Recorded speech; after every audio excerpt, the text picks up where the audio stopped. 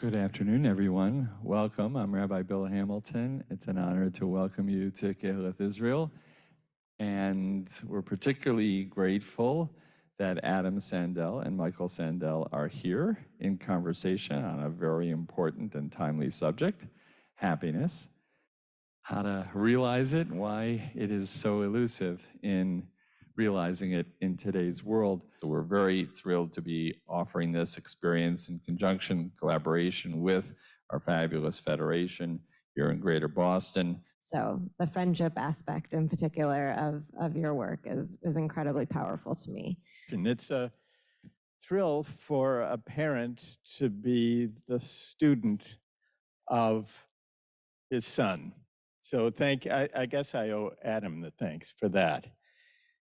And I'd like to begin by asking you a question about why happiness is so difficult to achieve, why it eludes us.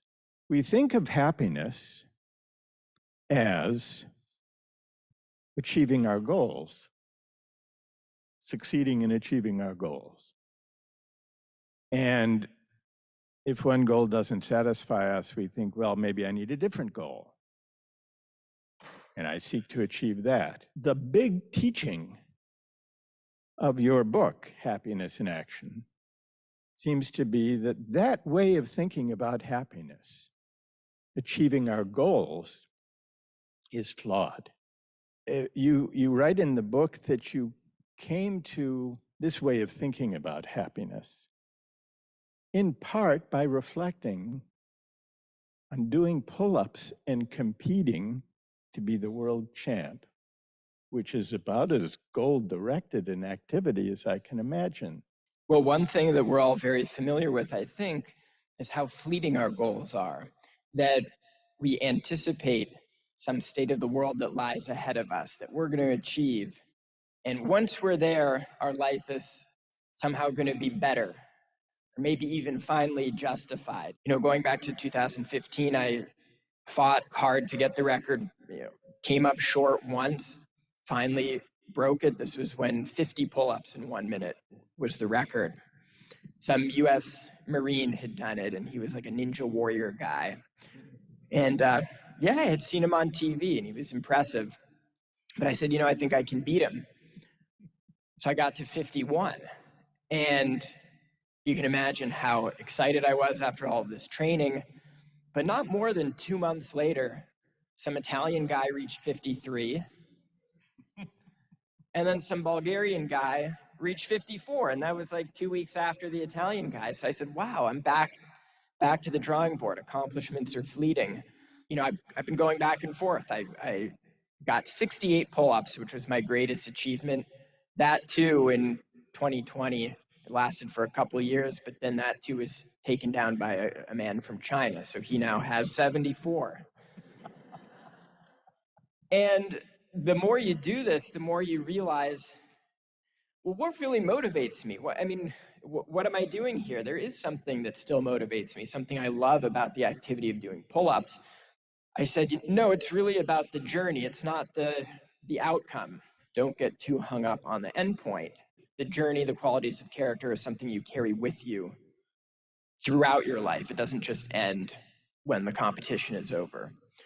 If happiness isn't about achieving goals, one after the next, the question arises, what is it?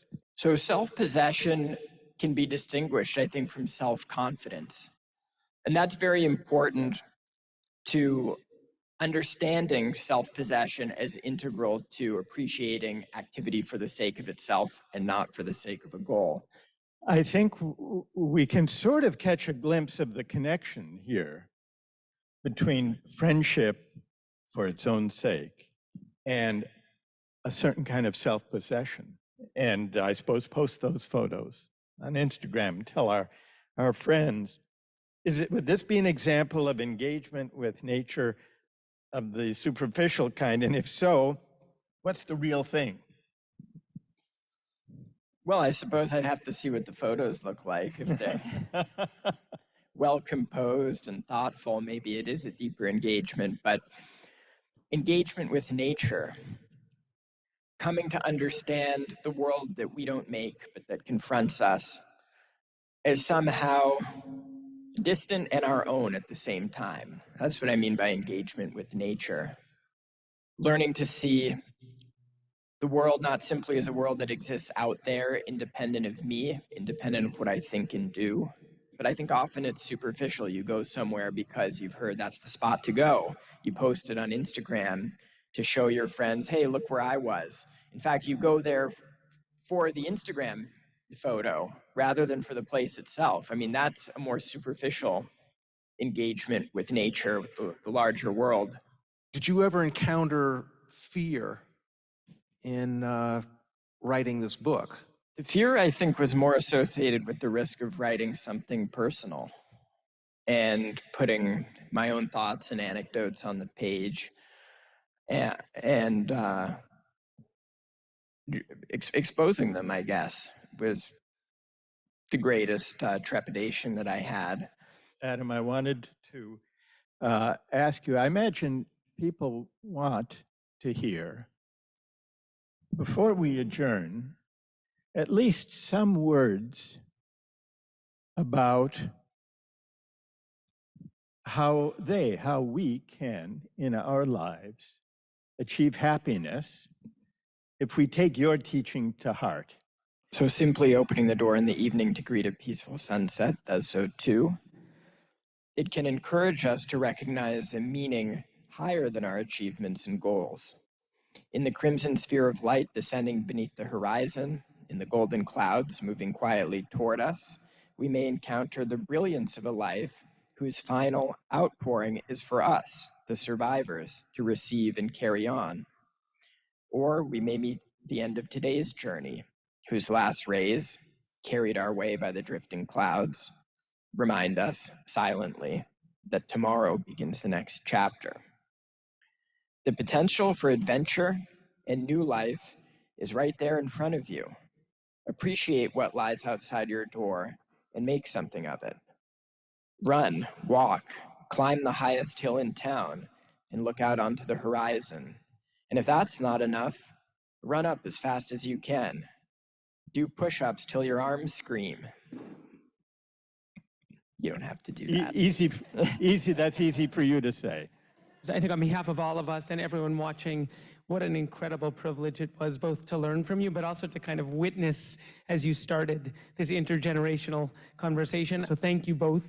Thank you all for being here.